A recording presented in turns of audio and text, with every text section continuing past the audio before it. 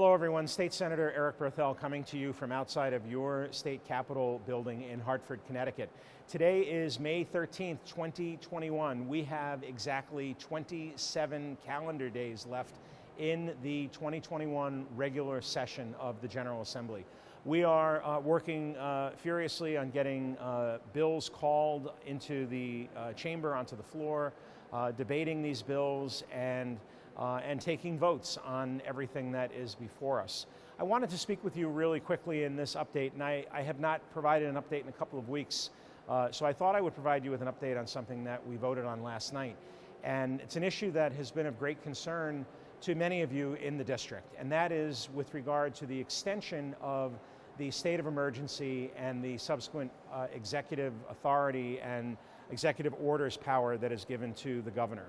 Last night in the chamber, I questioned the president of the Senate, Senator Martin Looney, and I asked him to explain to me why the extension was necessary to July 20th, when less than a week from today, on May 19th, we will essentially be opening up Connecticut completely. And in addition to that, earlier today, out of Washington, D.C., the CDC announced that if you have been vaccinated, that you no longer need to wear a mask indoors. So I questioned Senator Looney as to why we still needed the executive orders. And the answer was, very curiously, that he felt that we were still very much in a very dangerous situation in Connecticut, despite the fact that we see an overall infection rate of just about 1%, which is statistically zero by all intents and purposes. We've seen hospitalization rates continuing to decline.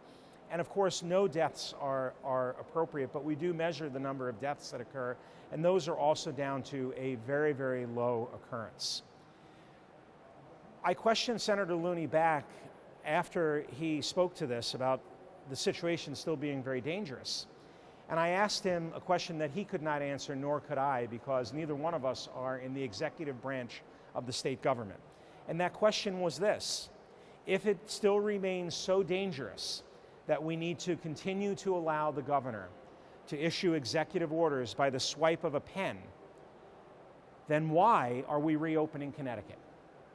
And I would ask you to think about that as well. If the situation is so dangerous that we cannot allow the government of Connecticut to function the way it was designed, that we still have to have this beautiful building, which is the people's house, locked down so that you cannot come in here, why are we reopening Connecticut? Why are we allowing full occupancy in businesses? Why are we saying things are really, really getting so much better and back to normal? If it's that dangerous and we still need executive orders, then we should not be opening Connecticut. And there was no answer to that question because, again, we're not the executive branch. I would ask you to provide your feedback to me, whether you agree or disagree. You can follow along on my website at senatorberthel.com. You can also email me through that website.